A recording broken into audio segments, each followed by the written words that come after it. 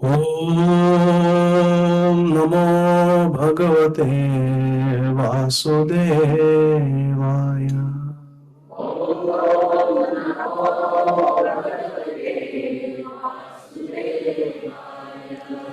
Om Namo Bhagavate Vasudevaya.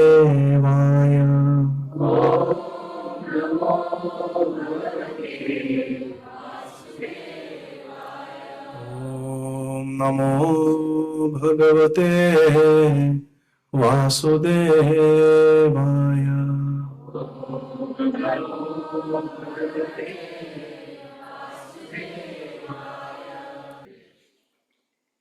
Thank you very much, dear devotees, for your kind association this evening.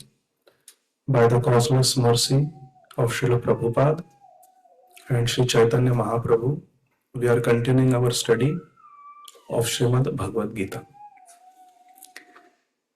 In the previous session, we discussed verse 36 of the 6th chapter of Śrīmad Bhagavad Gītā. This chapter is entitled Dhyana Yoga. And Lord Krishna advises that we should fix our mind on Him. We should fix our mind on Shri Shri Radha Vrajachandra. And Arjun says, Chanchala hi mana Krishna. The mind is very fickle. How can we fix it on you? It goes here and there. It is very powerful. So Lord Krishna gives a two-step process to control the mind successfully. Who remembers the two processes? Abhyasena tu kaunteya vairagena cha griyate. We can control the mind, griyate, with abhyas and vairagya. Abhyas means practicing what we are supposed to do, and vairagya means to give up things that we are not supposed to do. Abhyas and vairagya. And Lord Krishna then says in text 36 that one who controls the mind, self-realization is easy. But one who has an unbridled mind, uncontrolled mind, self-realization or perfection, yoga samsiddhi, perfection on the path of yoga, is very difficult work. This is my opinion, Krishna says. This is my opinion. Which means Krishna is open to discussion. You don't have to accept it. It's my opinion, Krishna says. Let us see what Arjun says in response to that. That brings us to text 37. Kindly repeat. Arjuna uvacha ayati shraddhayopeto yoga chalita manasaha aprapya yoga samsiddhim kamgatim krishna gacchati. Matajis. Arjuna uvacha ayati shraddhayopeto yoga chalita manasaha aprapya yoga samsiddhim kamgatim krishna gacchati. Prabhujis. Arjuna uvacha ayati shraddhayopeto yoga chalita manasaha aprapya yoga samsiddhim kamgatim krishna gacchati. Balcony seats. Arjuna uvacha ayati shraddhayopeto yoga chalita manasaha aprapya yoga samsiddhim Kamgatim Krishna gacchati. So after Shri Krishna says that if the mind is uncontrolled, self-realization or yoga samsiddhim. See this? Third line. Yoga samsiddhim means perfection. Siddhi means perfection. Samsiddhi means samyak rupena siddhi, complete perfection. Complete perfection on the path of yoga is difficult work.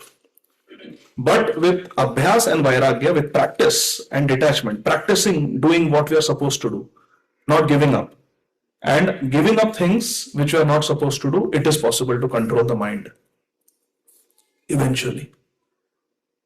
So then Arjun asks this question. Kam gatim Krishna gacchati. Means what is the destination? Gati means destination. Kam means what? Gacchati means attain. What destination does such a person attain who is aprapya yoga samsiddhim, who does not attain perfection in yoga? What happens to such a person? It's a very poignant question, my dear friends. It is very relevant to all of us, isn't it? All of us have come to the path of Krishna consciousness. All of us have given up something interesting to do on a Friday evening when the weather is really good. There are so many things we could have done, but we decided to come here.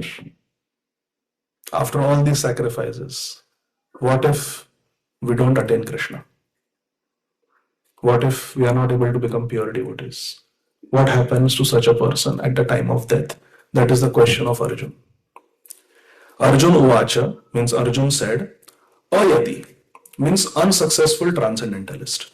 Shraddhaya upeta, he who has been engaged with faith, yogat, on the process of yoga, on the process of spiritual life, chalita manasa, but because of restless mind, unstable, fickle mind, temptations of the mind, weakness of the mind, if such a person aprapya yoga samsiddhim, fails to attain the perfection of yoga, chants 2-3 rounds but doesn't develop Krishna prem and dies, or gets initiated, chants 16 rounds, follows 4 regulative principles, but is a regular person, I mean still has material desires, still goes towards Dhurandhar, still has Netflix membership, still has CNN and Fox News subscribership, he has material desires also, 1 foot in Krishna consciousness, 1 foot in materialism, and dies. That's majority of devotees. Doesn't attain Krishna prem. What happens to such a person? Relevant question? Aprapya yoga samsiddhim, doesn't attain perfection in yoga. Kam gatim Krishna gacchati. What is the destination of such a person? Translations and purports by our beloved revered founder Acharya, His Divine Grace, Srila Abhay Charana Arvinda Bhakti Vedanta Swami Maharaj, Srila Prabhupada. Srila Prabhupada ki Jai. Translation. Arjun said, O Krishna, what is the destination of the unsuccessful transcendentalist who in the beginning takes to the process of self-realization with faith, Shraddha, but who later desists due to worldly mindedness, due to weakness of the mind, temptations of the mind, distractions of the mind, and thus does not attain perfection in mysticism. Mysticism means in this transcendental path, spiritual life, does not attain perfection. What happens to such a person?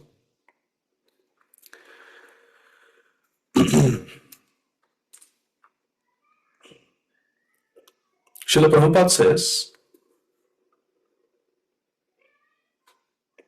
to pursue the transcendental path is more or less to declare war on the illusory energy. All of us are spiritual warriors. What are we? Because we have declared a war on Maya,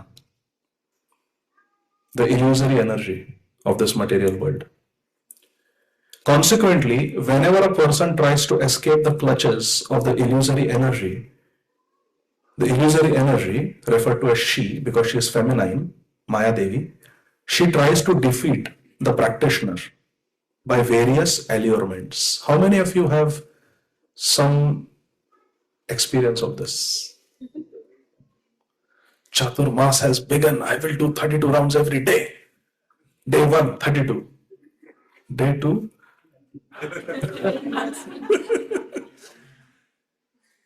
From today, I am not going to watch movies. I am not going to browse. I am not going to do those reels. That's it. Delete history, browsing history. Delete. YouTube history. Delete. Fresh start. New Kanthimala. Ghansham Prabhu, offer it to Radha Madan Mohan's lotus feet. I am a new person from today. Hare Krishna. We have all experienced this.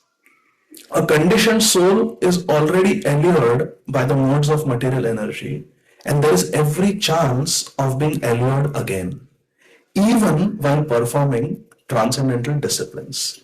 The path of Krishna consciousness is very beautiful, but even on a nice road, there can be accidents, isn't it? Have you seen? 285 is pretty nicely constructed. 400 is nicely constructed. But still we see there are accidents, even on good roads. This is called Yoga Chalita Manasa. Chalita Manasa means unsteady mind. Because the mind is unsteady, we fall down, we deviate, we have difficulty on the path. We are not able to keep up with our vows. Chalita Manasa, unstable mind. We get deviated from the transcendental path. Arjun is inquisitive to know the results of deviation from the path of self-realization. Is that clear? We'll go to next verse. Text 38. Kachinno bhaya vibhrashtas Chinnabhram iva nashyati Apratishto mahabaho Vimudo brahmana pathi.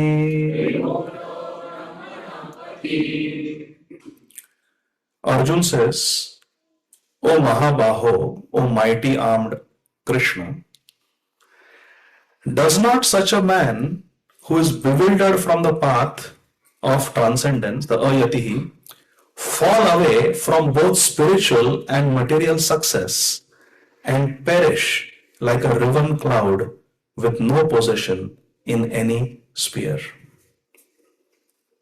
Abram means a cloud. Just like a cloud is there and then it is swept away by the wind somewhere else. Isn't that like a spiritualist who tries to attain perfection, but then because of weakness and fickleness of the mind deviates from the path of Krishna consciousness, bhakti? Isn't such a person a loser both in material life and in spiritual life? Because that person sacrificed so much material life for spiritual life. On the day of the prom, came for a Bhagavad Gītā class. There is one boy here who did that. Now after all this, if one doesn't attain perfection in Krishna consciousness, then did I not lose out materially and now I have lost spiritually also?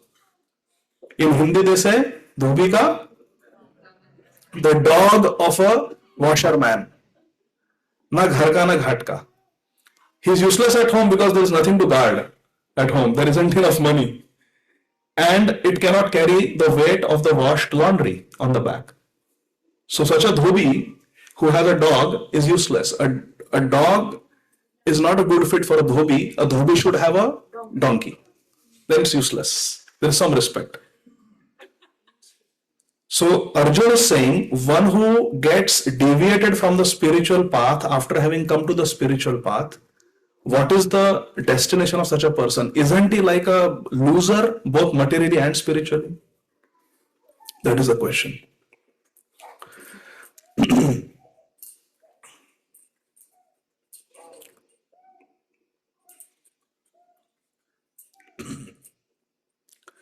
Srila Prabhupada says, the Brahmana Pathi is the path of transcendental realization through knowing oneself to be spiritual and part and parcel of the Supreme Lord. And the Supreme Lord is manifested in three stages of realization: Brahman, Paramatma and Bhagavan. Who knows the verse from Śrīmad Bhagavatam? Vadanti ta tattvavidas tattvam yad jnanam advayam brahmeti paramatmeti bhagavaniti shabdyate. The supreme advayam, the non-dual supreme substance, who we may call as God, the ultimate power, eternally exists in three phases. Brahman means the supreme consciousness, supreme light, Param Brahma. Paramatma, the Lord in the heart of everyone, and Bhagavan, who lives in Vaikuntha. To attain these three realizations of the supreme absolute truth is the path of spiritual life. If from the path of this spiritual life one gets deviated, then what happens to such a person? That is Arjun's question. 39. Etanme samshayam Krishna Chetum arhas asheshataha Vad anya samshayasyasya Chettana upapadyate.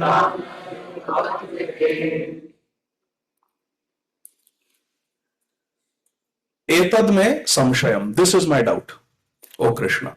Arjuna is saying, this is my doubt, O Krishna, and I ask you to dispel it completely.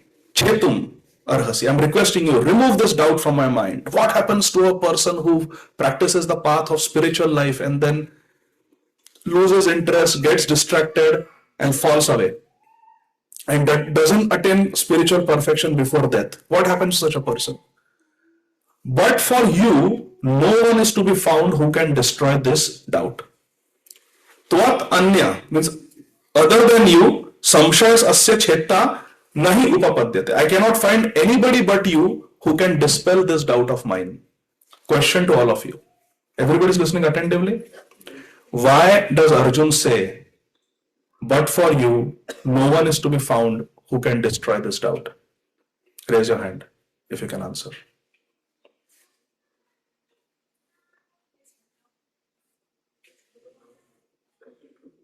Yes, but why is Arjun saying that? Because previously in second chapter also Arjun said, Karpanya dosho pahata svabhava. And Shishyaste ham sadhimam tvam prapanna. Shishyaste means I am your disciple. Sadhimam means instruct me. Tvam prapanna, I am surrendered to you. Already Arjuna has said. What is the need to say that tvat anya samshayas asya cheta nahi upapadyate? No one other than you can dispel this doubt of mine. Everybody is trying to attain him, right? So he is the source. Yes, but that already Arjuna has admitted in the second chapter. So why here? Yes, Nanda Vinod Prabhu. Krishna knows the past and the future, only he knows, but we don't know. We are living beings. Yes, but again, that Arjuna has already understood and he has expressed it to Krishna already. But in this shloka, why he is saying that? Yes, Mohan Ananda Prabhu. Ananda Mohan Prabhu. Because Krishna is the Supreme Guru and Arjuna accepts him. Yeah, he already accepted in the second chapter. Shishyaste aham, I am your Shishya. Gaur Sundar Charan Prabhu, He's asking about the Brahmana. my life and soul. He's asking about the Brahmana Pati. So somebody who's on the path cannot answer the question. Somebody who is beyond that can answer the question. So Arjun can ask Narad Muni. Why? Kiran Prabhu. I'll raise the stakes. Anybody who answers this question will get the biggest piece of cake today. Everything is not permanent. That's the reason not only Krishna is permanent, he only knows everything. That is the reason. True, you are right. But Arjun has already accepted that before. That's why he's listening. He has reached the 6th chapter. But I gave the answer in the beginning of the class. Yes, Chelsea, G.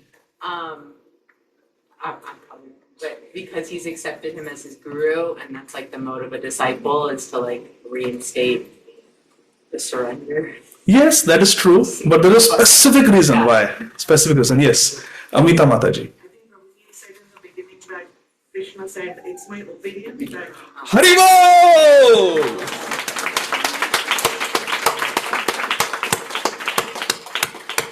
he has an opinion, he only can answer. Fantastic. Fabulous. Fantabulous. Haribo! Amazing, Amita Mataji. Very nice. Yes. iti me mati. Krishna said, iti me mati, this is my opinion. Which means you want to accept, you accept. If you don't want to accept, it's okay. Arjun is saying that other than you, no one can dispel my doubt. I want to know from you.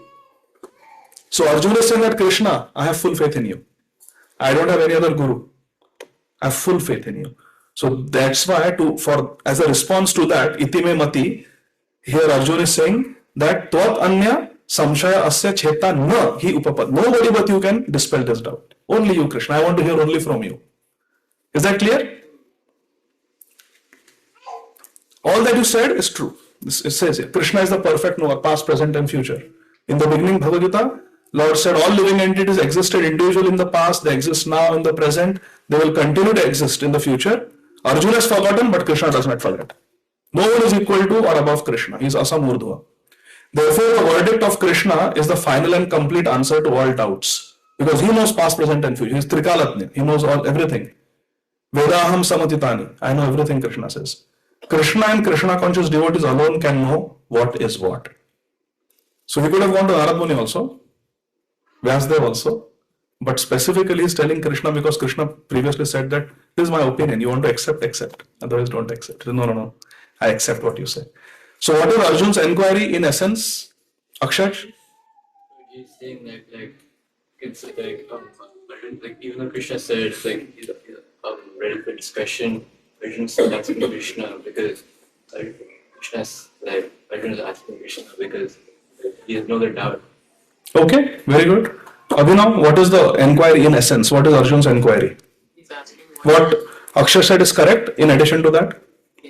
Arjun is asking Loudly. What's the destination of those who are on the path of spiritualism but aren't able to attain perfection? Because of? Because of material, because the mind is fickle. Chalata manasa, because of fickleness of the mind. Very good. Everybody's. How many of you are eager to know Krishna's answer? Text 40. Ashray Tattva Mataji, this is a historical day. We have covered so many verses today. Text 40. Now Shri Krishna is going to reply. Śrī Bhagavan Uvacha. Partha naiveha namutra. Vinashastasya vidyate. Nahi kalyana krit kaschet. Durgatim tata gacchati. It's too loud. Good.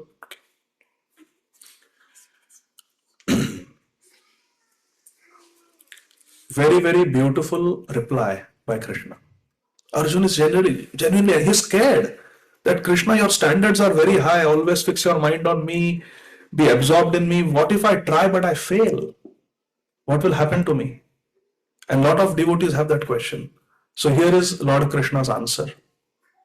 Śrī Bhagavan Uvacha, the Supreme Lord Shri Krishna said, Son of Pritha, a transcendentalist engaged in auspicious activities, Kalyanakrit, does not meet with destruction. Na amutra vinasha, doesn't meet with vinash, does not meet with destruction either in this world or in the spiritual world. One who does good, my friend Arjun, is never overcome by evil. So very beautiful answer Shri Krishna gives to Arjun. If you look at all the 700 verses of Bhagavad Gītā, never once does Lord Krishna address Arjun as Tat. This is the only one single verse in the whole Bhagavad Gītā. Shri Krishna addresses Arjun in many names. He calls him Arjun, he calls him Parth, Kaunteya, he calls him Bharatarshabha. Many names he gives to Arjun, glorifying him. But never he calls him Tat. Tat is how you address your father. Tat comes from the dhatu ta. Ta means tanu. Tanu means the body. So whose body we have come from, that person, the father, we lovingly call as Tat. And Krishna is calling Arjun Tat. Doesn't make sense, right? There is a reason. Tat is also used in a very affectionate way when a father addresses the child. A father also can address the child as Tat, which means you came from my Tanu. You are my child. You are non-different from me. So Tat generally means the father, but a father can call the son Tat because you came from my Tanu in a very, very intimate, affectionate way. Never in Bhagavad Gita Lord Krishna addresses Arjuna as Tat, but after hearing this enquiry of Arjuna, where Arjuna is scared about committing to the path of spirituality, Lord Krishna is calling him as Tat. First time, first and only time in the whole Bhagavad Gita. Tat, my dear Arjun, my dear child, my dear friend. It's a very intimate way, that you are non-different from me. You are my Swarup. That is the meaning of Tat. You are my Swarup. Here Lord Krishna says that na eva iha. Iha means in this world, and amutra means in the next life. Na vinasha. A person who takes to the path of spirituality is never unsuccessful, is never destroyed, is never a loser. Is that clear? This is Lord Krishna's statement in Bhagavad Gita. Anybody who comes to the spiritual path can never be a loser, will never be destroyed. No vinasha. This is Krishna's assurance to us.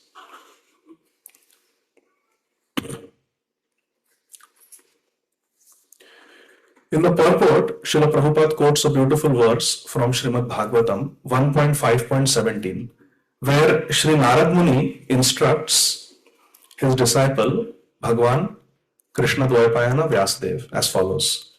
Tyaktva swadharmam charanambujam hare bhajan apakvotha pate tato yadi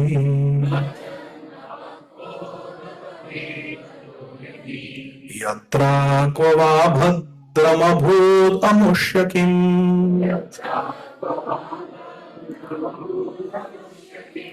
ko vartha apto bhajatam swadharmataha.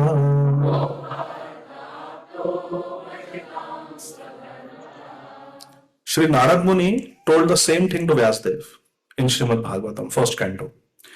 If someone gives up all material prospects and takes complete shelter of the personality of Godhead, Tyaktva Swadharmam means gives up his material responsibilities and takes complete shelter of Krishna.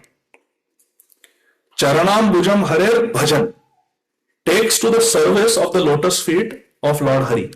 Harer means Lord Hari's. Charanam Bhujam, his lotus feet. Bhajan, he takes to the service of the lotus feet of Lord Hari.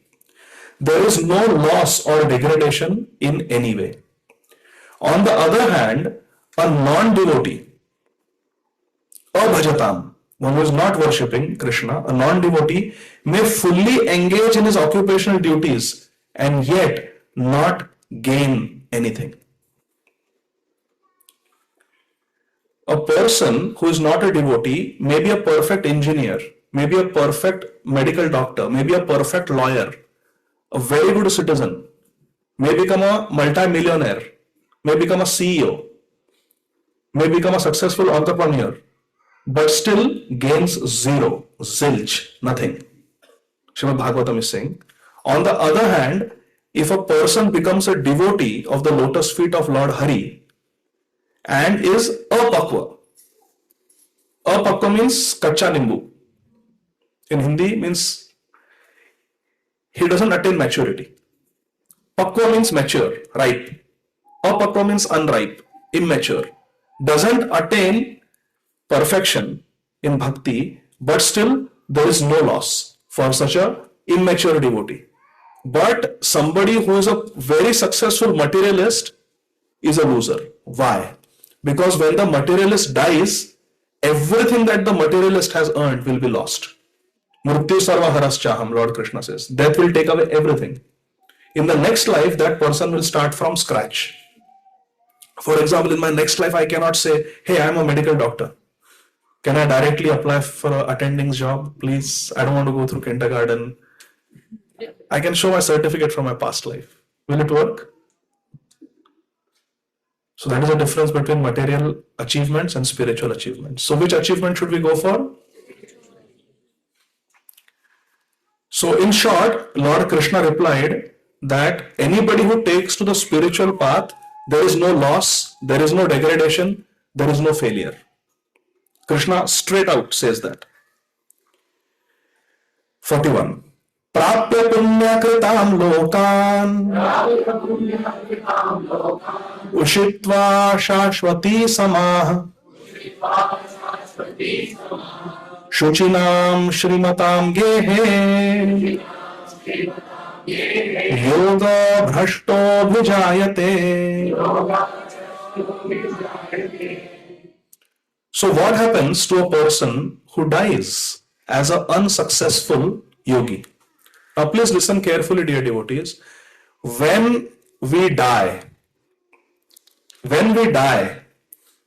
there are 4 destinations that all of us, each of us can attain. How many? When we die, every moment people are dying. There are 4 destinations that are possible according to our holy scriptures. If we have committed primarily sins in our life, we will go to the lower planets to suffer, or we will stay on an earthly planet but suffer miserably, like some animals or some very, very unfortunate people who suffer.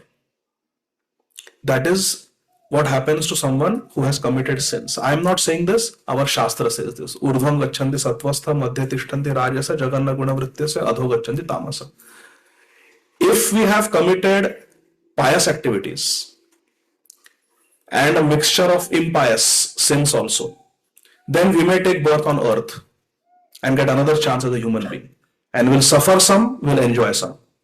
If we have lived a life according to Shastra and we have lived a life of dharma, then we will go, Indradev will send a Swarga airplane and will go to the higher planets and enjoy for thousands of years in Swarga Lok. The result of our punya karma, our pious activities.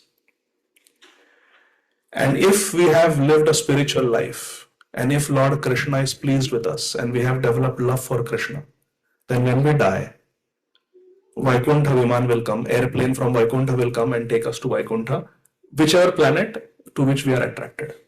These are the 4 options. Either we go to Yamraj for punishment, either we stay on earth, we go to higher heavenly planets to reap the benefits of pious activity, or we go to Vaikuntha if we have developed Krishna Prem. Pritirma yavat mai vasudeve na muchyate deha yogena tavat. As long as we have not developed Prem for Vasudev, we cannot go to Vaikuntha. That is the rule. To attain Krishna, we have to develop love for Krishna. So there are 4 options. Lord Krishna is saying that those who are punya kritam, those who have performed pious activities, the unsuccessful yogi, after many, many years of enjoyment on the planets of the pious living entities, prapya punya kritam lokan, will attain the heavenly planet. If a yogi dies, let's say someone is trying to be a vegetarian person, someone is avoiding gambling, avoiding intoxicants, following a nice pious life, and dies without really attaining perfection in bhakti, then such a person will go to the heavenly planets because he is not committing sins. He is avoiding sins. All the major sins he or she is avoiding. So such a person will go to the heavenly planets to enjoy for many years. Shashwati Samaha. After many, many years living in the Punya Kritam Lokan, in the pious planets, such a person will come down to the earth and is born in a family of righteous people or into a family of rich aristocracy. Shuchinam means in a very pure family that is vegetarian, family that wakes up early, family that is clean, don't have bad habits. They will be born in such a nice family, and Shrimatam will be born in a prosperous family. Now our Acharya have said It's not that such an unsuccessful yogi, after enjoying in heaven for many years, will take birth in a very pious family which is poor. Both will happen. Shushinam Shrimatam Gehe. Geha means house. Will be born in a house where there is purity and, not or, and there is financial opulence. This is the opinion of our acharyas. Shuchinam Shrimatam Gehe. We'll have both a pious heritage and money. Yoga Bhrashta Abhijayate. Such a person, Yoga Bhrashta means such an unsuccessful yogi, will take a birth in a rich, pious family. Hare Krishna. They will not have to worry about money, because sometimes the financial worry is so much that you really cannot talk to them about Krishna consciousness. They are not in the right state of mind. They'll say, boss, first let me get a job. Then we'll talk about all this. I have been laid off for 2 years. I don't have a job. My credit card debt is $100,000. Actually happened to me. I was talking to one person and he told me this. He said, first solve my financial problem, then talk to me about spiritual life. Right now I'm too engrossed in my material life. Cannot blame such a person. Cannot blame at all. Therefore, Lord Krishna is saying that a person will take birth who is unsuccessful yogi in a rich family. Rich means very good family. They don't have to worry about money. And in a very clean, pious family. And we see around us many such people. Can you think of some in your mind? Those who are born in an opulent, pious family. And from childhood, those children are spiritually inclined. So what Krishna is saying, that bhakti is never lost. Any practice of bhakti you do, it will stay with you. In fact, one sadhu was telling, in his house where he grew up in Uttar Pradesh, they would live on the farm. Listen to this carefully. And on their farm, they had a dog.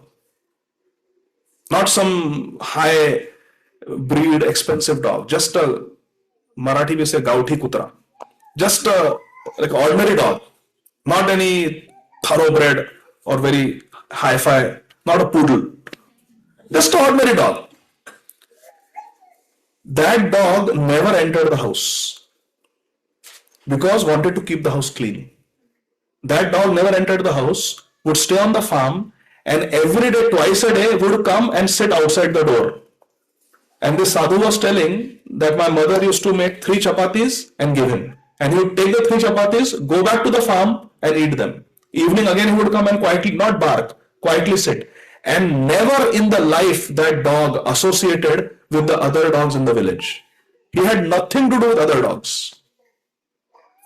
And throughout his life, that dog never came to eat chapatis on Mangalwar, on Tuesday. He would observe a fast on Tuesday. We don't know what the reason was, but on Tuesday he would never come. And even if he was given a roti, he would not eat. He would do Tuesday fast throughout the life. Never associate with a female dog or any other dog. Lived alone on the farm and had a very peaceful disposition. Now clearly, this is the effect of previous pious activity, previous spiritual activity. For some reason, that person must have become a dog. In fact, in 2003, when I went to Mayapur Yatra, His Holiness Srila Jayapataka Swami Maharaj personally told us that in Mayapur there used to be a dog who used to walk into the Chandrodaya temple. Every day would go, stretch all the 4 limbs like offering obeisances in front of Prabhupada's murti and offer circumambulation of Prabhupada and then go. That's all. Would not do anything else. Would come, offer obeisances, do parikrama of Srila Prabhupada in the Mayapur temple. Srila Jayapataka Swami Maharaj personally told us this. And then would go away. So Srila Jayapataka Swami Maharaj said that it is my feeling that he is a fallen disciple of Srila Prabhupada's. Who got birth in the Dham, will live and die in the Dham, and has so much nishtha towards Srila Prabhupada. Srila Rajendra Prabhu was going to New Delhi from Vrindavan to record. Before he started recording in his own room, he toyed with the idea of going and recording there and coming back the same evening. So he was going in the ambassador car. There was a common house fly. And Rajendra Prabhu noticed And before they exited Vrindavan, he said, stop, stop, stop, reverse, go back a little bit into Vrindavan, or roll the window down and release this fly out in the open. Because this fly should not come to Delhi. Otherwise, this fly may come out when we reach Delhi, and then we'll spend the rest of the life in Delhi. This fly is very fortunate, took birth in Vrindavan. This fly must live and die in Vrindavan. It will be last birth. So Shri Krishna is saying that if a yogi is unsuccessful, there is no loss. That yogi will continue from where they left off. So if you get spiritual education till 3rd grade and you die, you don't get a PhD. In the next life, you will start from 3rd grade. We see so many children from their childhood, they are lit this much and they will play mridanga from their childhood. You have seen children who are just so peaceful. Some are sitting here. They have such a nice disposition. They are so spiritual, so devotional. They sit in Harikatha for 4 hours like this. This is not normal. This is supranormal. I'm not saying they're abnormal, they're supranormal. They're blessed. It is because they have performed Punya Kritam, they have performed Bhakti previously and they are continuing it now. Today is a very special day. Anybody knows? Today is the 60th anniversary of the incorporation of Iskcon.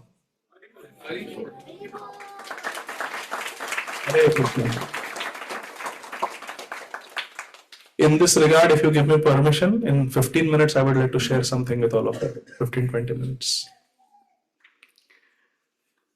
I didn't say earthly minutes. I just said 15-20 minutes. Hare Krishna. Srila Prabhupada, in Srila Prabhupada Leelamrit we read, how many of you have read Prabhupada Leelamrit? The big one? Wonderful. In Prabhupada Leelamrit, it is mentioned how Srila Prabhupada was struggling to come to the West. Why did Srila Prabhupada want to come to America? Because his spiritual master instructed him that you should go to the West and you should spread this message of Krishna consciousness, Krishna Bhakti all over the world. And Srila Prabhupada had so much difficulty, so many reversals. Please listen carefully, dear devotees. Srila Prabhupada was 70 years old when he came. How many of you are 70 years old? So you all can understand. At the age of 70, Srila Prabhupada came to America. And how many followers he had when he came? 0. How many co-passengers he had with him when he came? He came alone. Didn't have any money, really. And he came at the age of 70. And which airlines did Srila Prabhupada come by? It was not even a passenger ship. It was cargo ship. Srila Prabhupada came here to save the world. And Srila Prabhupada faced so many difficulties when he came to America. Srila Prabhupada went to Butler in Pennsylvania, small sleepy town. And there also he had no place to stay, so he would stay in the YMCA and go to Sally Agarwal and Gopal Agarwal's house to cook his meals and request Sally Agarwal that can you ask your neighbors and friends to come, I would like to preach, I have come here to preach on a 2-month visa. And not much happened in Butler, Pennsylvania. So Srila Prabhupada came after a month or so to New York. This is 1965, when there was no internet, no Patel brothers, no Zoom, so you can reach more audience, no YouTube, no Iskcon desire tree, no disciples and no money. Srila Prabhupada was struggling all alone. He had no experience of living in the Western countries. And the winter was fast approaching. It was the fall of 1965. When Srila Prabhupada, late fall, when Srila Prabhupada came to New York City. And Srila Prabhupada was living on 72nd Street in Manhattan. And there was one Mr. A.M. Hartman, who owned a building in Manhattan in 1965. And that building he owned 2 stories. and Srila Prabhupada wanted to purchase them from him. And he was quoting $110,000. 1965, that was a huge amount, $110,000 for the 2-story building in Manhattan, 72nd Street. Which means all buildings were not skyscrapers in 1965. So Srila Prabhupada really wanted it. And in those days, $110,000 amounted to only 7 lakh Indian rupees.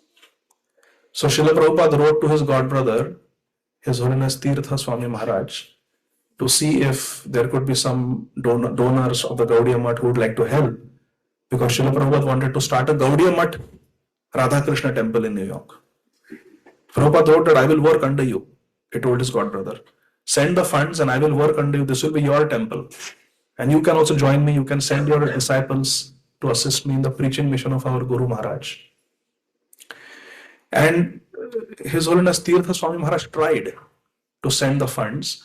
But in those days, I don't understand finance so well, but in those days, the finance exchange laws did not allow money to be sent from India, which was a developing country, to America, which was a developed country. So Srila Prabhupada, through his godbrothers, tried to get the money exchange approved, money transfer approved, but it was not getting approved.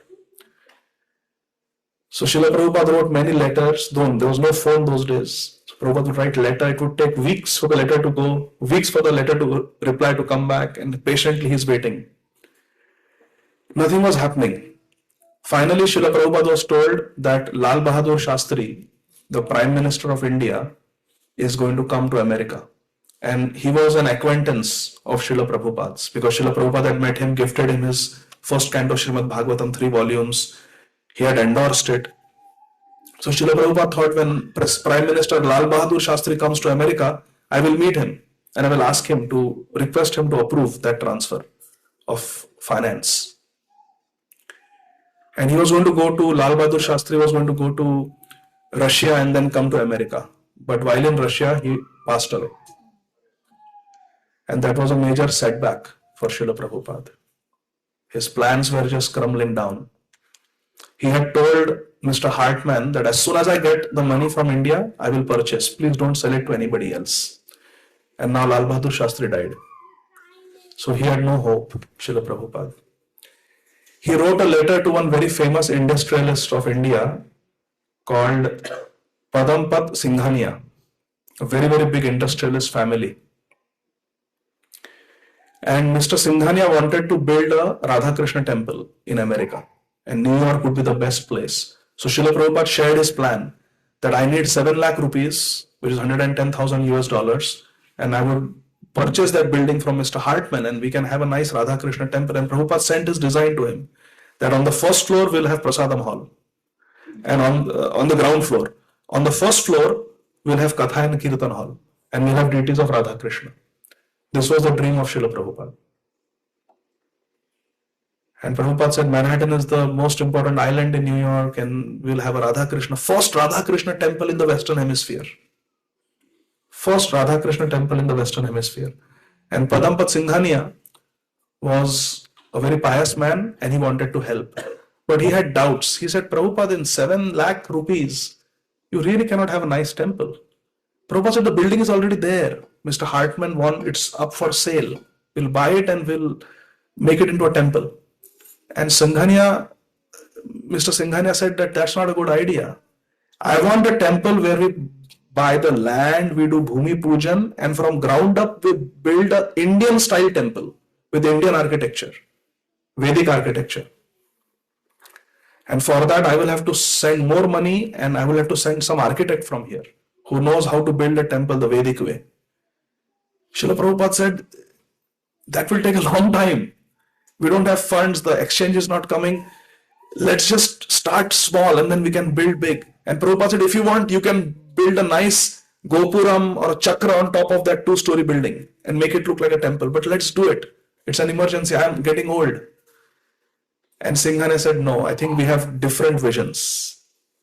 You want just any place, and I'm not willing to accept a place which people have used, eaten meat, drunk alcohol as a future temple. It's unacceptable. Prabhupada said, you are a Dwarkawala. You are from Dwarka. Dwarka, there are 16,000 palaces. Everything is very opulent. But I am a Vrindavan wala, Srila Prabhupada said. I am a Brajvasi. And in Vrindavan, there is no such opulence like Dwarka. Life is very simple. So please, let us start simple. And Dwarka wala and Vrindavan wala will come together. You have a nice ornate architectural gopuram on the top. But underneath, let this be the temple. He said, thank you for your correspondence, but at this time I am not interested. I think our ideas are very different. But Srila Prabhupada did not give up. He sent a set of Śrīmad Bhagavatam for Mr. Singhani as a gift with a letter that, okay, at least to send the architect, at least send some money, let's start something. And Mr. Singhani did not reply. Srila Prabhupada wrote another letter, and the secretary of Mr. Padampat Singhani replied that Mr. Singhani doesn't wish to correspond with you anymore on this. And yes, he has duly received the Bhagavatam sets you sent him. Thank you. And Srila Prabhupada never heard again from them. So that was another door that closed for Srila Prabhupada. Srila Prabhupada desperately wanted to raise some money. Before coming to America, in Bombay, in Universal Book Depot, a bookshop, Srila Prabhupada had kept some 100 sets of Śrīmad Bhagavatam, first canto, 3 volumes. Srila Prabhupada wrote to the Universal Book Depot that what is the update, how many books have you sold, how much money is there, please transfer that money to my account. I am building a Radha Krishna temple in New York. Because he wanted to give some money to Mr. Hartman. Otherwise Hartman would sell it to somebody else. And the letter that the owner of Universal Book Depot wrote from Bombay to Srila Prabhupada is published in Prabhupada Leelamrit. He said, I don't have happy news for you, Swamiji. In fact, since you left, we have only sold 2 sets of Śrīmad Bhagavatam. They are 100. I am sorry to inform you that there is no demand for your books in India. And Prabhupada wrote that why don't you expand your sales to Ahmedabad, to Nagpur, to Pune. And he wrote back, what to speak of expanding the sale of your books, we cannot even sell them in Bombay. Therefore, I am writing to inform you that please find another distributor for your books. We don't wish to keep them in our shop because there are no customers. This was a big blow to Srila Prabhupada. Srila Prabhupada in desperation went to Mr. Hartman, who owned that 2-story building on 72nd Street, and told him, sir, your building is just vacant. You are paying property tax, you are paying utility bill. Allow me to occupy it. I will use it for preaching. And I will pay the utilities, I will pay the property tax as long as I am occupying it. And when I get sympathizers, I get followers, I will pay you the $110,000 and I will purchase this. And this will be the first Radha Krishna Vedic temple in the Western Hemisphere, and you will get credit for it. Anyway, you are just keeping it, it's a white elephant. Let me use it. I will pay the utility bills, I will pay the property tax, and eventually I'll buy it from you. Mr. Hartman found this proposal laughable. So it looks like he didn't have a heart. He told Srila Prabhupada, I will sell it to anybody but you. Don't even set foot on my property. And he sold it to somebody else. So that door also shut.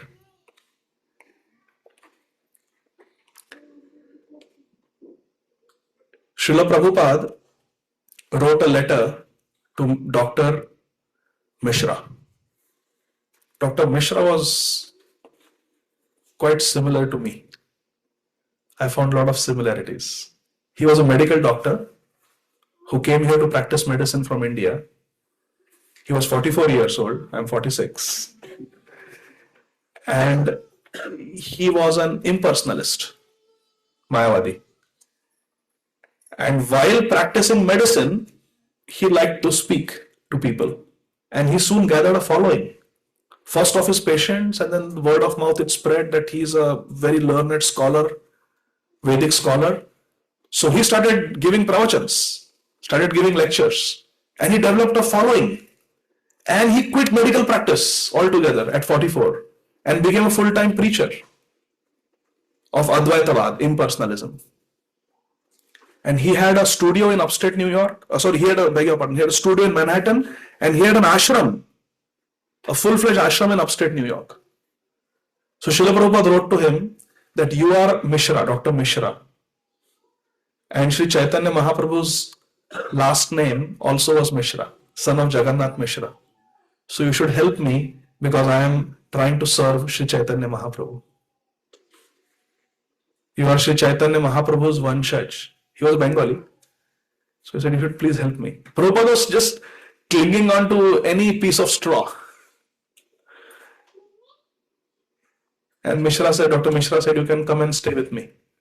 But after staying with Prabhupada for a few days, Dr. Mishra realized that he's a threat to Srila Prabhupada, because Srila Prabhupada would sit quietly in the lectures of Dr. Mishra. But one day Srila Prabhupada could not take it anymore. And Srila Prabhupada asked for permission if he could speak. And Dr. Mishra said, yes, you can speak. And Srila Prabhupada started glorifying Lord Krishna.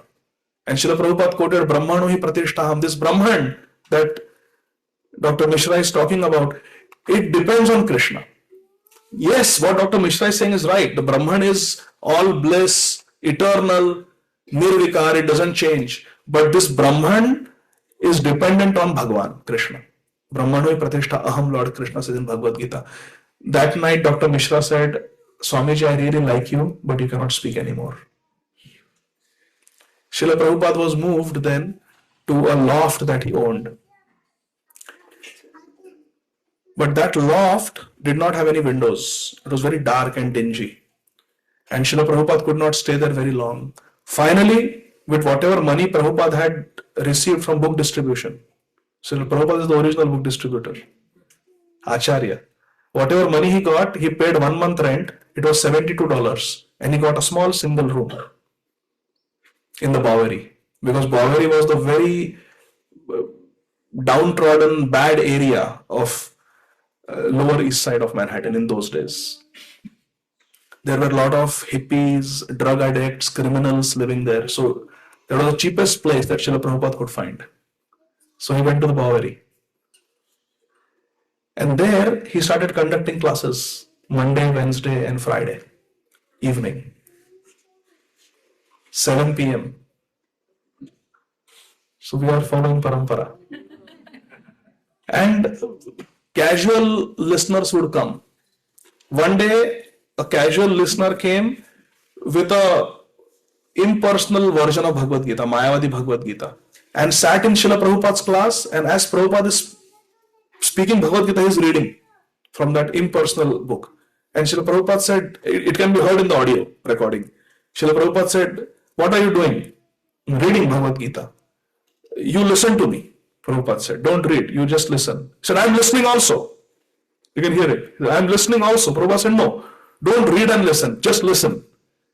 So Prabhupada had to teach this etiquette that I am a sannyasi, you are a grahastha, you should show some respect. When I am speaking, don't read, just listen to me. So this basic things Srila Prabhupada had to teach them.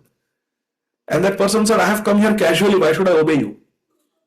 Because they didn't have that culture that someone is elder to you, someone is spiritually more advanced, we should listen. So that is how Srila Prabhupada began. One day Srila Prabhupada was walking on the streets of Manhattan, Lower East Side, and suddenly one man came running to him and said, are you from India? And Prabhupada said, yes, I am from India. He said, I was just in India with my friend and we came back. Prabhupada said, really? He said, yes. He said, we wanted to go to India to find a guru. And there was a cargo ship called Jaladuta that was here last year. It came here in September 1965. We asked if we could get passage and we purchased a ticket and we went to India on that Jaladuta ship in September 1965. The same ship that Srila Prabhupada had sailed on. Prabhupada said, then what happened? He said, we went to India and we got thoroughly cheated by the gurus. They just wanted our money. Seeing white-skinned people from New York, they said, hey, come on, we'll give you initiation, give us this much money, we'll give you mantra, this much money. It was like a spiritual pharmacy. We got cheated by several gurus, and then we got typhoid and malaria, and we purchased a flight ticket and we flew back to New York. Prabhupada said, I will not cheat you. I am teaching Bhagavad Gita Monday, Wednesday, Friday, 7 p.m. Please come. And Prabhupada told the address. This boy, his name was Howard. He said, I will come. Prabhupada said, no. You come with me, I will show you the place. That will ensure that you come. Just by telling you the address, there is no guarantee you will come. So Prabhupada took Howard with him to that little place where he was giving lectures. He said, Monday, Wednesday, Friday, 7 p.m. please come. And I will give you vegetarian feast also. Prabhupada said. So Howard said, I will come. Can I bring a friend? Prabhupada said, yes. Please bring your friend. What is your friend's name? He says, Keith. So yeah, please, you and Keith both come. So like that, some random people would come. They were not committed. They were not serious. They were not in some WhatsApp group that you could follow up. There's no phone, nothing. Prabhupada had nothing. They come, they don't come, they don't come. There was no RSVP. Prabhupada had to just guess how many will come and he would cook. Very difficult. No assistant. These hippies who came, they did not even know the etiquette that we have to wash our plate after we are done. They would just keep their plate and go, and Prabhupada would wash their plates for months. And Prabhupada was sharing his living space with one boy called Daniel. It was a loft. And they were sharing space. Daniel was 6 foot tall. Prabhupada was 5'4". Prabhupada was 70 years old. Daniel was 21 years old. And he was a college student in New York. He was working also, Daniel. But his problem was, he was a very sweet boy. But he had a problem. He was addicted to LSD. But Prabhupada was so excited to live with him. Prabhupada did not know what was LSD. Prabhupada was so excited to live with him that Prabhupada wrote a letter to Ban Maharaj, his godbrother. There is a very nice boy called Daniel. He is living with me. He looks like an associate of Lord Chaitanya Mahaprabhu. He's so fair and tall and bright-faced, full of energy. And someone gifted us American organ, which I was told is like similar to harmonium. He says, I am teaching him harmonium. And I sing. And he plays the harmonium for me. Maharaj, it is my desire to make Daniel the first American Vaishnava. Śrīla Prabhupada wrote in a letter. It was glorifying. He said, sometimes I speak to him for 2-3 hours and he sits and listens attentively. This Daniel. He's such a good boy. And one day, actually early morning, when Śrīla Prabhupada was on his typewriter translating Bhagavatam, Śrīla Prabhupada was working on the second canto now. He had almost finished the second canto. This Daniel had kept awake all night. He was high on drugs and he just got irritated with Śrīla Prabhupada of this tuck typewriter noise in the loft. And he just got so angry at Śrīla Prabhupada that he picked up a kitchen knife and said, old man, I'm going to kill you. And Śrīla Prabhupada was trying to reason with him. You are like my son. He just wouldn't listen. He was wild, his eyes were red, and he was in a fit of rage. Śrīla Prabhupada thought he's really going to kill me. Śrīla Prabhupada got up and ran to the door as Daniel chased behind him. And then Śrīla Prabhupada entered the loft again and picked up a typewriter and said, I cannot lose the typewriter. This is my service to Lord Krishna and my Guru Maharaj. And holding the typewriter in his hand, because Prabhupada could not afford another typewriter if that was gone. Prabhupada just ran out of he said, don't hit me, I'm leaving. And Prabhupada rushed out of the apartment holding the typewriter in the cold winter morning of New York. Śrīla Prabhupada came down the apartment on the 4th floor, this loft. Prabhupada came on the street and on the side of Śrīla Prabhupada didn't know whether to turn right or left. He had just been kicked out of his loft. His trunk was there, or his belongings were there. Then Śrīla Prabhupada thought that one day I had walked one of my students to his apartment. Let me remember where that person lives. And Śrīla Prabhupada, making some mistakes, some attempts, he found the apartment that building and then walked up to that apartment where one of the students who was a regular would stay. His name was Mike. And Srila Prabhupada knocked on the door early in the morning and there was no response. They were sleeping. Prabhupada kept knocking. Finally, a sleepy Mike opened the door. Said, Swamiji, you at this hour, what happened? And Prabhupada was holding typewriter in his hand. And Prabhupada said, Daniel became crazy. He wants to kill me with a knife. So I came here. Oh, that Daniel. All right, Swamiji, come inside. And there were 7 cats in the 1-bedroom apartment of Mike. And he was living in with Jan, his girlfriend. And in the fridge, there was all meat. And Srila Prabhupada was given shelter by Mike and Jan. Later on, Mike would become Mukunda Goswami and Jan would become his wife, Janaki. One of the 3 couples who were sent by Srila Prabhupada to London, who started the Krishna consciousness movement in Europe. And then finally some sympathizers, they told Prabhupada that Prabhupada, you need to get your own place. Living with Daniel is not going to work out. You cannot go back to Daniel. Prabhupada said, can you get my trunk from there? Because everything is there, all my belongings are there. So they went and they retrieved the trunk from Daniel's loft. And they got Prabhupada another place where they paid 1 month's rent. And from there, one day, Srila Prabhupada took these boys and girls and incorporated the International Society for Krishna Consciousness. And it was today, exactly 60 years ago. Exactly 60 years ago. So I think today Srila Prabhupada is happy because now Iskcon has more than 1,000 temples, centers like this and farm communities. In Atlanta itself, we have 3 or 4 places. And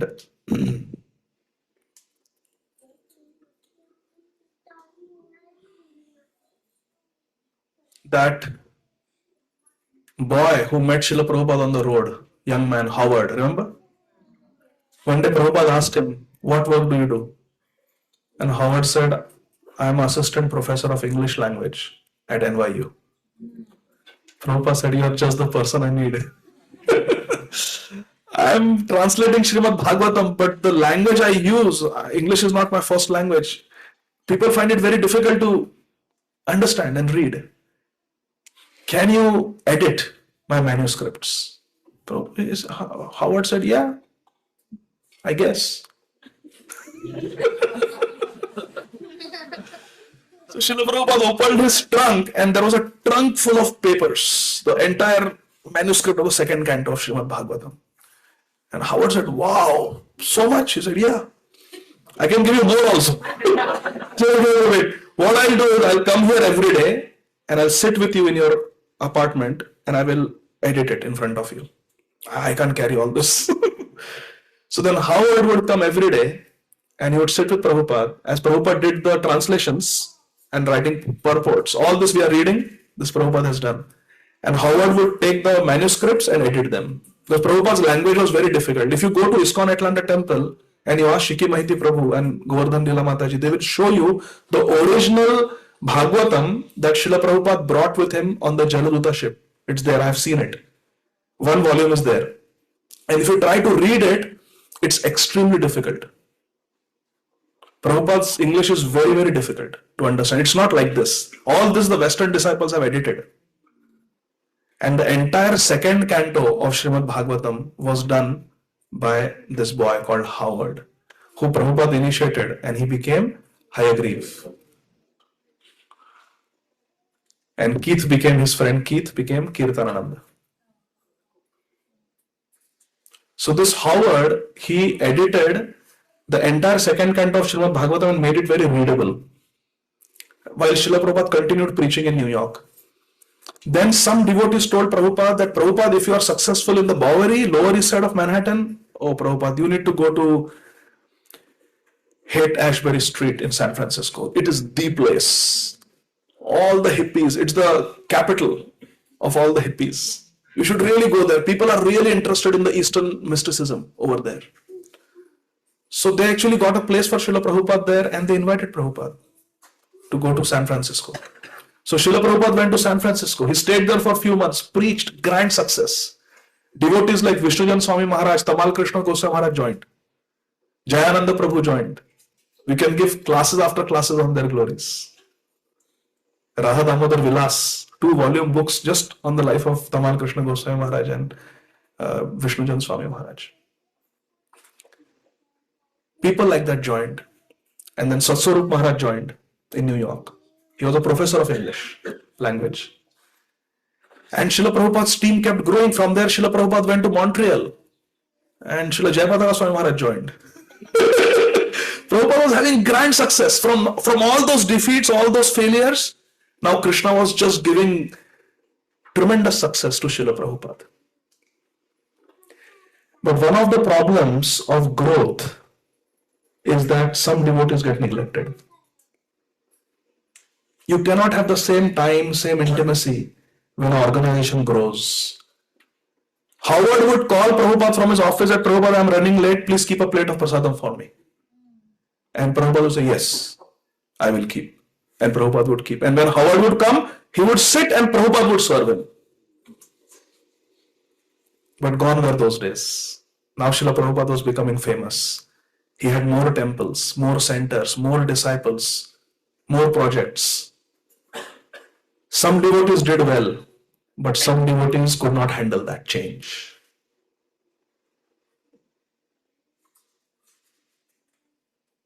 When I wanted to start this Iskcon of Greater Atlanta New Sriva Sangam, Gaurang Prabhu told me that devotees will come if they have two things: infrastructure and inspiration. And he said, of the two, inspiration is more important. If they are inspired, they will come, even if the infrastructure is not there. But if infrastructure and inspiration both are there, you can inspire them and there is infrastructure, then it will be very good.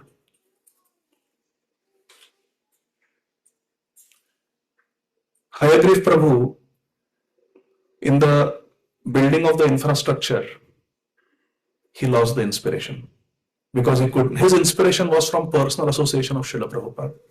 And when that was not there, he fell back into his old habits. We're talking about a yogi, Bhrashta yogi. A yogi who tries with Shraddha, with faith, initially does well, but then because of the conditionings of the mind, fickleness of the mind, distractions of the mind, falls away from the path. And Hayagriv fell back into his old bad habits. Intoxication, and one more habit he had. He was not harming anybody. There are two types of sins. Sin by harming others, like robbing them, stealing from them, lying to them, forcing them to do something. These are sins by giving pain to others. But then there are sins where we are not directly harming others. For example, drinking alcohol, smoking cigarette. They are sins, but I am harming mainly myself. Hayagriv was engaging in the latter. He was performing sinful activities where he was harming himself, not others. He never criticized any devotee. But the previous conditionings came to haunt him. See, every time, remember I told you a story that if I go to Kroger and I purchase a mango, and I go to Kroger and I shoplift a mango, which activity will leave a deeper impression in my heart? Shoplifting. Negative things leave a deeper impact in the heart. So whatever bad things Howard had done before meeting Prabhupada, those old habits came to haunt him when he found himself alone, when he found himself away from Prabhupada. And he stopped chanting 16 rounds and he could not follow 2 of the regulative principles out of 4. And then when Srila Prabhupada was going to come back to New York, he was so ashamed, I cannot face Srila Prabhupada, that he left. And Prabhupada came to New York and Prabhupada said, where is Howard? Where is Hayagriv? And they said, Prabhupada, he left.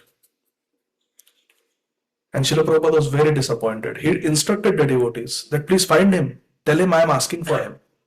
And then Srila Prabhupada traveled and he left America, he came to India, he went to Europe, he went to Australia, New Zealand, Africa, South America. Prabhupada was just circling the globe and making thousands of devotees.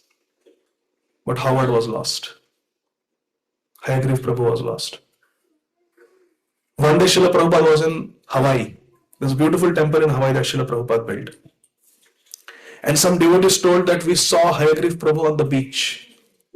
He was enjoying himself. Prabhupada said, oh, Prabhupada's eyes became big. Go and call him. Tell him Prabhupada is calling. I want to meet him. So these devotees went, they found him on the beach and they said, Hayagriva Prabhu, Prabhupada wants to meet you. He said, I don't have kanti, I'm not chanting, I'm not following the principles, I'm ashamed to go in front of my spiritual master. I don't want to meet. The devotees literally held him and dragged him to Prabhupada. Said, once you meet, Prabhupada has been asking for you for years. You must come. And they brought him. And Srila Prabhupada was sitting at his desk and Hayagriva was brought. He was not properly dressed. He was wearing shorts. He was wearing a t-shirt. He had grown a long beard. He was disheveled, probably not taken a bath. No kanti mala, nothing. Initiated devotee. One of the first disciples of Srila Prabhupada. The first 10. Srila Prabhupada was genuinely happy to see him. Like a father meeting a long lost son. He said, Hayagriva Prabhu, how are you? Please come sit. There was Jayadvaita Swami Maharaj, there was Satswarup Swami Maharaj in the room. They were now the editors of Srila Prabhupada's books. Jayadvaita Brahmachari and Satswarup Maharaj. And in front of them, Srila Prabhupada said, Hayagriva, I miss you so much. And he said, Prabhupada, what is there to miss in me? I'm just a fallen disciple of yours. No, when I had nobody, you helped me. You edited the second canto of Śrīmad Bhagavatam. You helped me so much. Hayagriva said, well, now you have Jayadvaita Brahmachari, you have Satswarup Das Goswami, you have all these more competent people than me. And Prabhupada said, no. The best editor I ever had was you. And Prabhupada took out a sheaf of papers which were manuscript. And Prabhupada said, I am working on the 5th canto. Here, please edit them. I really like your editing work. You have understood my heart. The way you edit it, it's first class. Please travel with me, be with me, and continue your editing service. Hayagriva, it was like a Sanjeevani for Hayagriva Prabhu. It was a lifesaver. He shaved up, put tilak, kanti, started chanting 16 rounds and came back into Krishna consciousness. And he started assisting with the editing work also. Then Srila Prabhupada, but Prabhupada was traveling so much, he just couldn't keep up with Prabhupada. And then his friend Kirtanananda Swami was in New Vrindavan. So Hayagriva also was transferred to New Vrindavan. And now there were so many devotees, he was not alone. So many devotees in New Vrindavan, Hayagriva Prabhu was performing his bhakti and everything. But there again, without Srila Prabhupada's inspiration, there are two things, inspiration and infrastructure. Infrastructure was there, but that inspiration was not there. And inspiration comes from a sadhu. And he was not getting that inspiration, he again fell back into those old habits. And he decided to leave Iskcon again. But just then Srila Prabhupada came to New Vrindavan. So he waited to meet Srila Prabhupada. And Srila Prabhupada was thinking, this Hayagriva, he keeps slipping, I will make him a sannyasi. Then there will be more pressure on him. I will give him sannyas. Because Prabhupada's thing was that many times when someone was having difficulty, Srila Prabhupada would do something counterintuitive. Srila Prabhupada would give more responsibility to that person. That person would become more conscious of the sacred duties that have to be done. So Hayagriva Prabhu was told that Prabhupada is coming and he intends to give you sannyas. Hayagriva Prabhu was petrified. Sannyas, I'm not even able to follow the regulative principles properly. I don't have taste in chanting. And he created a whole series of arguments and counter arguments in his mind that I will give to Prabhupada when he tells me that he's going to give me sannyas. And Srila Prabhupada came to New Vrindavan. And Hayagriva Prabhu was told, Prabhupada is calling you. He was ready. All his arguments, everything was ready. He went in front of Srila Prabhupada. Actually, I told it all wrong. Sorry. He was having difficulty, Hayagriv Prabhu, and Srila Prabhupada said to make him responsible, I will make him the temple president of New Vrindavan. That will put pressure on him. He will be busy. He will have no time to think about his old bad habits. More responsibility means more occupied. So I will make him the temple president of New Vrindavan. And Hayagriv was a temple president. I cannot be temple president. I'm too fallen. I cannot be, he was saying. So he had prepared in his mind different arguments why he cannot be temple president. Prabhupada came in front of him and said, so Hayagriv, how are you doing? Hayagriv offered obeisances. Prabhupada said, Hayagriv, I want to give you sannyas. So Hayagriv said, sannyas? I don't have any taste in chanting. I said, taste will come, don't worry. Prabhupada, I don't have much knowledge. Okay, read my books, you will get the knowledge. But Prabhupada, I don't have so much taste in Krishna consciousness. You just follow me, taste will come. I am going to give you sannyas. Hayagriva said, that's a disgrace to sannyas ashram. I cannot take sannyas. Not possible, I cannot do sannyas. Okay, then become a temple president. All right, I'll become a temple president. So Hayagriva became a temple president. And it worked for some time. More responsibility, you're under the microscope, everybody's watching you, everybody's waiting, where is the temple president for Mangal Aarti? You better show up. So that pressure kept him on track for some time. But then again, those old habits came to haunt him. And for the third time, Hayagriva Prabhu again fell into those bad habits. But this time he was so ashamed of himself. He was so ashamed of himself that he could not forgive himself. And he left Iskcon entirely and just disappeared. And Srila Prabhupada never saw him for the rest of his Leela. But even in Vrindavan, when Srila Prabhupada was leaving this world in November 1977, Srila Prabhupada asked about Hayagriva. He said, where is my Hayagriva? Where is my Hayagriva? And Prabhupada said, I should have given him sannyas. I should have given him sannyas. And then Srila Prabhupada departed from this world. And time went on. And no one ever heard of Hayagriva Prabhu. Then in the 1980s, in Goa, India, change of scene. One disciple of Srila Radhanath Swami Maharaj, Dr. N.D. Desai, Srinathji Prabhu, he was going for a japa walk on the beach and it had rained. So they had put the boats upside down on fallen coconut tree like that to prevent them from collecting water. And under an upside down boat, Srinathji Prabhu saw, and it was Hayagriva Prabhu. So he said, Hayagriva Prabhu, is that you? And Hayagriva Prabhu. Yeah, because Srinathji Prabhu knew him because Srinathji Prabhu did PhD from University of Pennsylvania. And when he was in University of Pennsylvania for 5 years, he would travel back and forth to New Vrindavan during Prabhupada's time. And Hayagriva Prabhu had been a temple president there. So he knew Hayagriva Prabhu. He said, Hayagriva Prabhu, is that you? Yes. Come out. So I can't come out. I'm having severe back pain. So I'll help you. He got Hayagriva Prabhu and he could barely walk properly. He said, what happened, Hayagriva Prabhu? Hayagriva Prabhu said, I'm sorry, but I have got AIDS. This is 1980s. It had just been discovered, this infection. And there was absolutely no cure. And AIDS means the final stage of HIV infection. You come to Bombay with me. We'll get you treated. So he was brought to Bombay and they did scans and they found out that he has a HIV-related cancer which has spread to the spine and he's almost having impending paraplegia, paralysis in both his legs. It was absolutely nothing. So he had AIDS plus a stage 4 cancer because of AIDS. So it was a very, very bad prognosis. So they told Hayagriva Prabhu that there is no hope now. You are dying. He said, I want to die in New Vrindavan because that is the Prabhu Pradatta Desh. Prabhupada made me the temple president there and he spoke to me about giving me sannyas. I want to go to New Vrindavan. Please, can you arrange? So he was put on a flight and from Bombay he was flown to America and taken to New Vrindavan. At that time, Srila Radhanath Swami Maharaj had just become a Diksha Guru in the mid-1980s.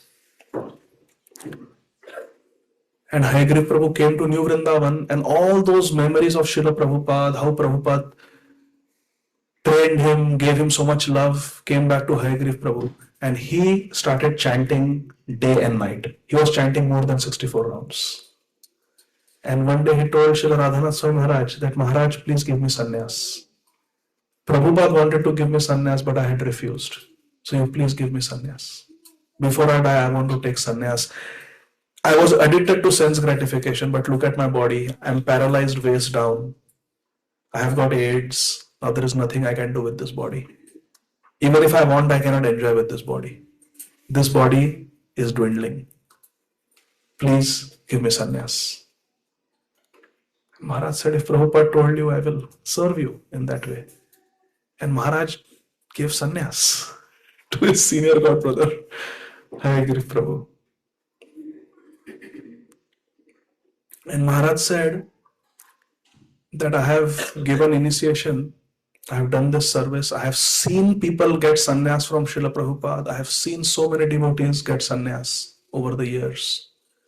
But Srila Radhanath Swami Maharaj said, I have never seen anyone have such deep realization of Srila Prabhupada's mercy as Hayagriva Prabhu when I went to his bed to hand him his sannyas danda.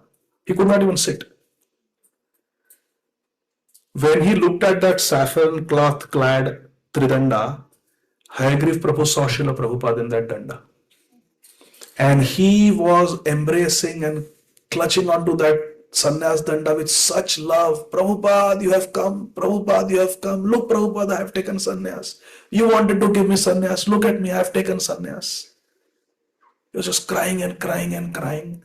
And then for the next several weeks, he was just chanting all day, all night. He would take short breaks to eat some prasad when devotees would bring some Mahaprasad. And even at that time, he would beg devotees, can you please read Krishna book? Can you please read Krishna book? And someone would read Krishna book and Hayagriva Prabhu would eat a little bit and again start chanting. And in that divine state of consciousness, the Bhrashta Yogi, Hayagriva Swami Maharaj, departed from this world in the 1980s in New Vrindavan, his Prabhu Pradatta Desh.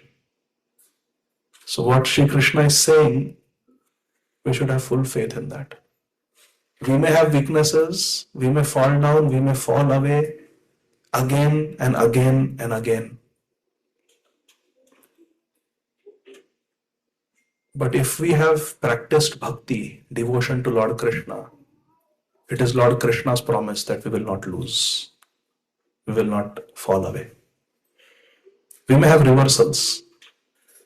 And the most beautiful thing is, after his departure from this world, devotees found a letter that Srila Prabhupada had dictated to Hayagriva Prabhu from his deathbed in November 1977.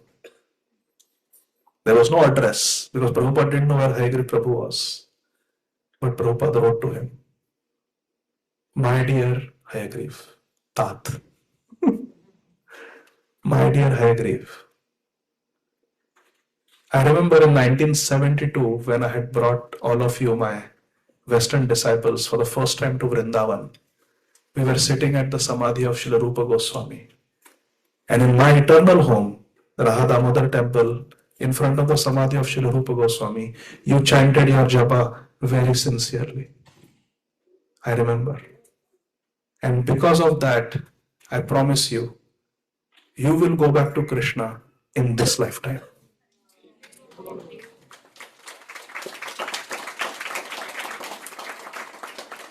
Srila Prabhupada ki Hare Krishna. Thank you very much. Are there any questions or comments? Today is a very emotional day for me because it is the 60th year of incorporation of Iskcon. I want to start something today with your blessings. As you know, my favorite Shastra is Sri Chaitanya Charitamrita by Srila Krishnadas Kaviraj Goswami Maharaj. And in Sri Chaitanya Charitamrita, Srila Krishnadas Kaviraj Goswami describes that Sri Chaitanya Mahaprabhu in his Nimai Pandit Leela would put forth an argument and then break it and then re-establish it and then break it again. You remember that? Mahaprabhu used to do that. And our Srila Prabhupada, he said that the third generation of Iskcon. So Srila Prabhupada started, he's the founder Acharya of Iskcon. Srila Prabhupada's disciples, like Srila Jayapataka Swami Maharaj, Srila Ronpad Swami Maharaj, Sripad Vaisheshikha Maharaj, they are all direct disciples of Srila Prabhupada. So that is the first generation. We, who are disciples of Srila Prabhupada's disciples, we constitute the second generation, all of us. We are second generation devotees. Our children are the third generation of Iskcon. And once Srila Prabhupada predicted that my third generation devotees will be very powerful preachers. They will be very nice devotees and they will be very powerful preachers. And I really want to serve all our children on this journey. I want all of you to become very convinced, dedicated preachers of Sri Chaitanya Mahaprabhu, of Shri Radha Vrajachandra. And therefore, today we will start something very special. From today, every Friday, I will give 2 minutes to one child, one youth. You have to come here, stand here, and I will give you a topic. You have to speak for it for 30 seconds. When I say switch, you speak against that Siddhanta for 30 seconds. I will say switch, you speak for it, switch, you speak against it. 30 seconds, 30 seconds, 30 seconds, 30 seconds, 2 minutes. And believe me, it's very difficult. But when you do it, you will become very convinced and you will become very strong in your conviction and your understanding of the Siddhanta, the philosophy. So I would like to make Gopal the first guinea pig. Come here. Do you have the wireless microphone, Deepak Prabhu? Wireless microphone is there? Stand here. Believe me, this will be very fun and interesting. Hare Krishna. You have to hold it close to your mouth so it is clear. So Gopal, what is your topic? I gave him the topic already. Shri Ram should not have abandoned Mother Sita. Lord Shri Ramachandra should not have abandoned Mother Sita. So see, it's against Lord Ramachandra. So he'll establish, break, re-establish, and finally break. So I need my phone. Oh, my phone is there. Someone can give me stopwatch. You can give stopwatch. So we'll time it only 2 minutes, okay? 30 seconds, 30 seconds, 30 seconds, 30 seconds.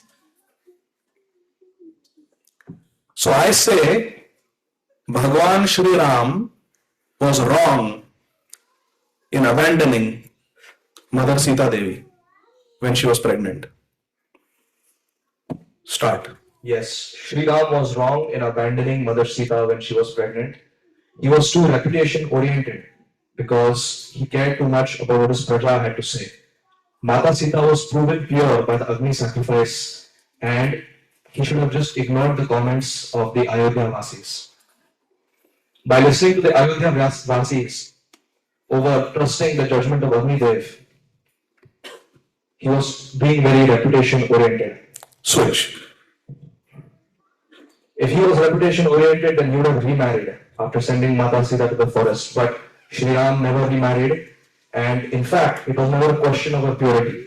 He believed in her purity so much that he had a golden murti built and he had it sit beside him on every single Agni sacrifice for the rest of his reign.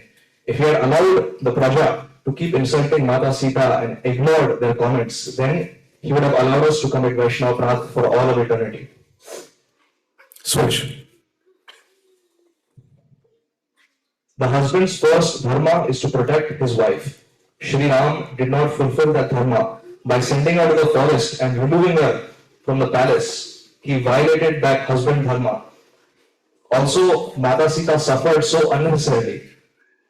There was no point of her being sent to the forest because she was already proven pure. Just to set an example for a group of people, a husband should not sacrifice the pleasure and safety of his wife. Switch. Śrī Ram upheld his dharma as a husband because he sent her not just to the forest but to the ashram of Valmiki Muni. In the association of sages, Mata Sita and her children Love and Kush had the perfect upbringing. He upheld his dharma to his wife as well as his dharma to his children by sending her to a protected and safe place. As for the suffering, it is a transcendental separation. As we can see, Shri Krishna and Srimati Radharani also experienced such separation, so Shri Krishna could speak the Bhagavad Gītā, kill King Kamsa and assist the Pandavas. Shri Ram, to set an example for us, had to separate himself from Mother Sita, and they both suffered so that we could prosper and learn from their example. Stop. Hallelujah.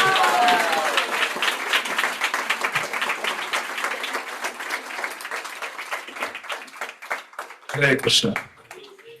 So I want our children to study our philosophy deeply, understand even the controversial aspects of the Shastra, and be very clear in understanding. Anybody challenges, we should be able to respond based on Shastra.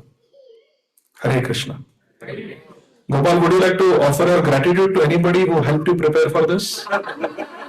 Sri Chaitanya Charan Prabhu has released an excellent article on the spiritual scientist, giving reasons for and against why Shri Ram abandoned Mother Sita. So he prepared from His Grace Chaitanya Charan Prabhu's article, where he gives argument, counter argument, argument, counter argument. Hare Krishna. Thank you very much. Srila Prabhupada ki